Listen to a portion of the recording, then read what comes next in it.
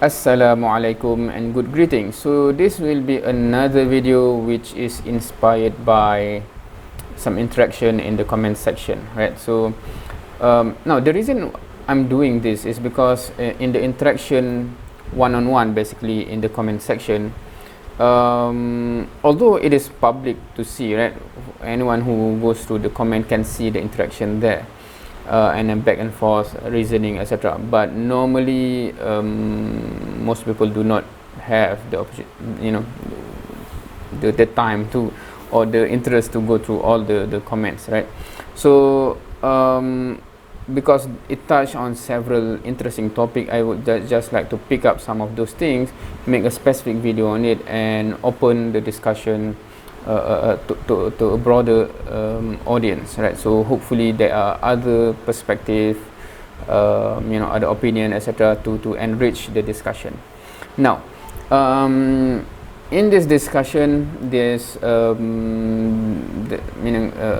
Christian friends in the comment section state that, for me, asking me to compare the teaching of Jesus to the teaching of Muhammad sallallahu alaihi wasallam, peace be upon both of them, right? So I think the interest is to show that the teaching of Jesus is peaceful, and not so much for the teaching of Muhammad sallallahu alaihi wasallam. Normally, when Christian friends highlight this point, normally that is the intention. Now, as a response, I ask about when he say the teaching of Jesus is for us to be pacifist, right, in all scenario. So I put into perspective in this way. I say that, okay, let's differentiate between these three scope, or these three domain, right? One is a personal domain, meaning that how teaching about how one individual should act as an individual in any scenario, including when we're dealing with others, when we deal with such individual, problematic individuals, good individual, etc., right? So in that scope. One is in a bigger scope, in the sense that if in leading a state or a country or a nation, hence you have to establish a system in dealing with different type of things that can happen, and different type of people inside that state, right? Some, how to deal with criminals that are doing crime in that state, etc., right? So they are teaching about that in that domain.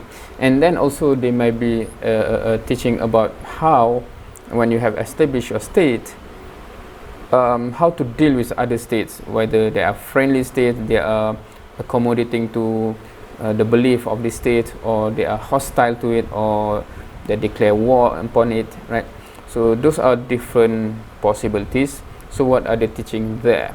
So if I split into these three domains, right? One, individual as a person, how to live as a good person, as a believer, dealing with my surrounding.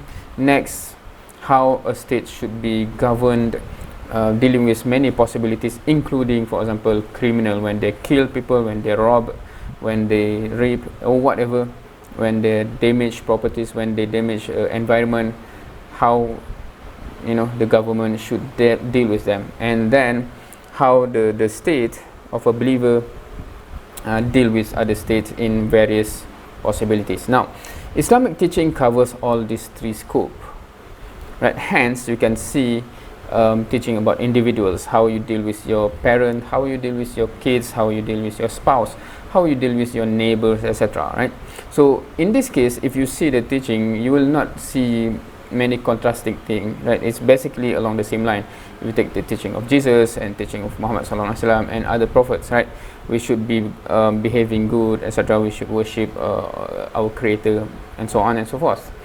But when you go to the second domain, about how to deal with running a state, and the reality inside a state with different type of possibilities and different type of people, obviously there are many systems that will be in place, be it financial, be it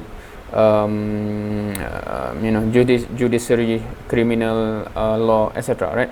So Islam does have within this teaching these things, right? Hence you have the Sharia, etc., etc., etc.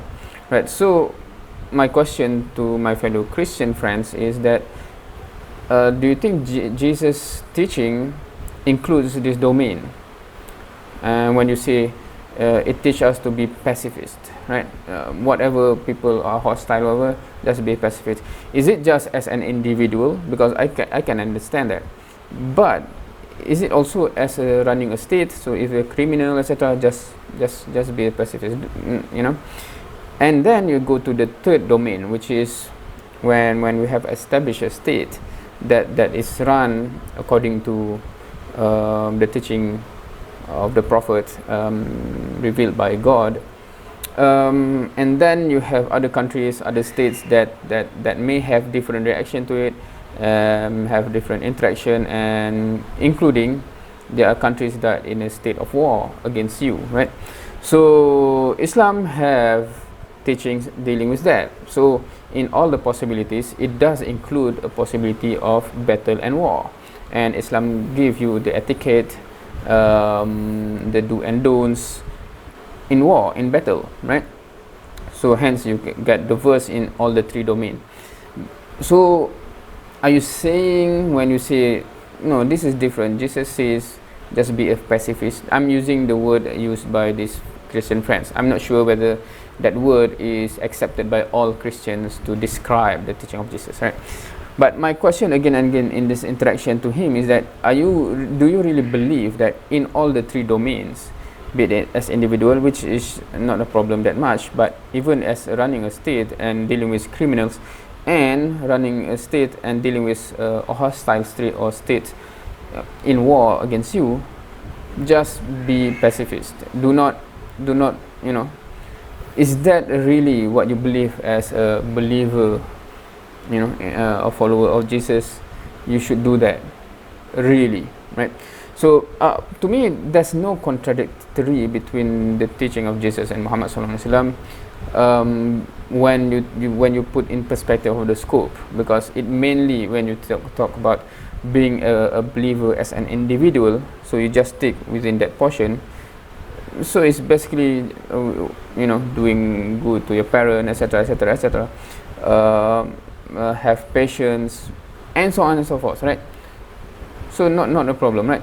But you cannot compare a teaching about, you know, an individual, and then you say how as a person dealing with a hostile person, and then you compare with, you know, how to deal with a state, you know, in war with you, right? So you say, why are you, you know, why are you picking sword there? Look here, there's no sword. How can you compare those two domains? It's not the same, you know. You're comparing, I don't know, apple and durian or something. I'm not sure. It's not even the same context, right? So of course this is valid both for Muslim, specifically for Muslim first, that we have to understand this, right? When we read about verses in the context of war and battle, right? So it means that the state is there, and that it is have to handle a relation with another state that in that context. So within that context, there are verses within that context. So you cannot say that as a Muslim, you cannot say we read a verses in that context and we say that this is a command to how to deal with non-believer all the time. No, you cannot. That is drastic mismatch there in terms of understanding the context of things, right? So just like in the previous video, I think, just like if you see that, okay, in a state that runs according to the law by the creator, the punishment for this crime is this. It doesn't mean that if you read this, I can do this on my own, you know, just on the street I see something, I just chop their hand or whatever. No, and no, right? So no Muslim should understand it that way, because we have to understand, okay, this is within the domain of the judiciary law, the criminal law, etc. So there's a system there, right? Of course the punishment is there, but before the punishment there's a court hearing, and so on and so forth, right? that's the system, right? So you cannot, jumble this up and just, it become messy and unproductive if you cannot first put in perspective and put in context what are we discussing here, right? So again, I think because Islam is such a comprehensive teaching that includes all the three domains that I mentioned, and not to say this prophet is better than this prophet or something like that, because each prophet, the best of the best, and they are selected people by Allah subhanahu wa ta'ala, and they are given mission to deal with certain mission, right? So different prophet have different mission. Some prophet only have a small pool of people that he have to manage. Some prophet have a different scenario. Some prophet have different circumstances, and that is his mission, and hence the teaching suits their mission, right? And the scope of people that it encompass, right? But Islam, that becomes the last revelation that have to be the guidance until the end of time. So it has to encompass all the aspects that we will be dealing with from 1400 years ago until 2000 years ahead, right? So if the teaching is only about how individuals should act without any teaching about how a state should run its state and how to deal with other states, then we will not be guided there. Hence, it must be within part of the teaching. And if you can understand that concept, then it would be easier to put things into perspective when we discuss about Islam. So when we discuss about for example, jizya, that is within a state, how it conducts its system within its society, right? It's not about individual Muslim and individual non-Muslim, for example, and the interaction. It doesn't have anything to do with that. It is about how the structure of the state is running, for example, right? So if you can understand, that is an important starting point to understand first. Anyway, so having said all of this, I'm interested to know if there is any other religion out there that also cover all the three scope or domain that I mentioned, meaning that it doesn't only teach you how to become a good believer, it also teach how to run a state or a country with all the systems, economic, judiciary, criminal law, etc. Also, it teach how to manage a state in dealing with other states in various different possibilities. Is there any religion other than Islam actually covering all the three? Interested to know, because if there is, I'm not aware of, so I'm interested to know if there is any such religion that covers all of the scope or domain. That's it for today.